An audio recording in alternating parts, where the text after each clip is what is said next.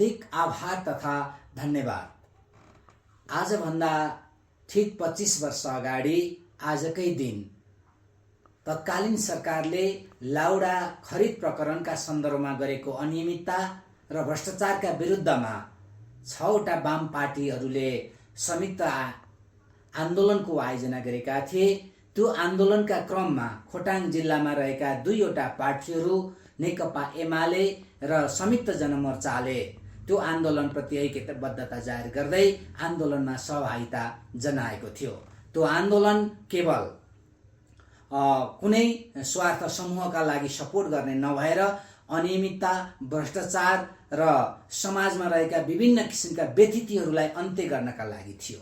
त्यही आन्दोलनका क्रममा हामीले मसाल जुलुसको आयोजना गरेका थियौं र त्यो मसाल जुलुसको क्रममा हामीले मसाल जुलुस सम्पन्न गरेर फर्किँदै गर्दाखेरि जिल्ला प्रहरी कार्यालय अगाडि प्रहरीसँग सामान्य झडप भयो र त्यो झडप पछाडि तत्कालीन अवस्थामै प्रहरीले गोली चलायो। गोली चलाउँदाखेरि म दीपनारायण रिजाल, प्रताप राई, दिपेन्द्र राई र विद्यामणि तामाङको विभिन्न शरीरका विभिन्न भागहरूमा गोली लागेर हामी घाइते भएका थियौं।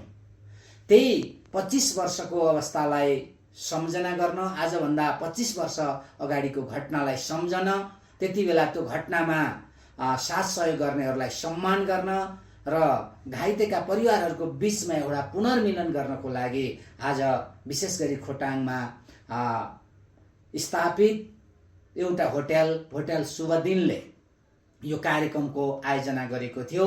होटल शुभदिन परिवारले हाम्रो निमन्त्रणालाई स्वीकार गरेर छोटो समयमा हामीले निमन्त्रणा गर्यौं र छोटो समयको बावजुद पनि यहाँहरू सम्पूर्ण व्यक्तित्वहरू, जो तत्कालीन आन्दोलनमा सहभागी व्यक्तिहरू, घाइते परिवारका आदरणीय व्यक्तित्वहरू, त्यसैगरी पत्रकारज्यूहरू, अन्य सङ्घ संस्था र सामाजिक संस्थाका व्यक्तित्वहरू उपस्थित भई यो कार्यक्रमलाई भव्य सभ्य रूपले सम्पन्न बनाइदिनु भएकोमा सबैप्रति हार्दिक आभार तथा धन्यवाद व्यक्त गर्दछु।